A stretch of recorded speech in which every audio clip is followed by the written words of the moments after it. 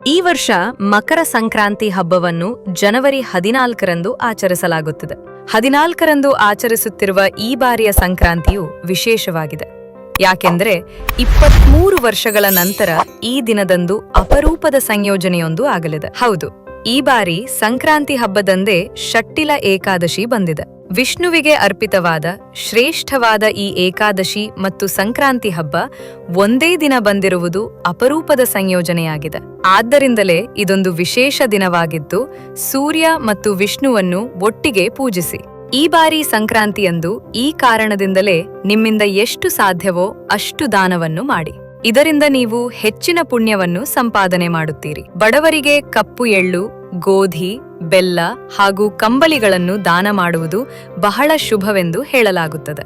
ಈ ದಿನದಂದು ಅಗತ್ಯ ಇರುವವರಿಗೆ ದಾನ ಮಾಡುವುದರಿಂದ ಜೀವನದಲ್ಲಿ ಸುಖ, ಸಂತೋಷ, ಸಮೃದ್ಧಿ ಹಾಗೂ ನೆಮ್ಮದಿ ನೆಲೆಸುತ್ತದೆ ಎಂದು ಹಿಂದೂ ಶಾಸ್ತ್ರಗಳು ಹೇಳುತ್ತವೆ.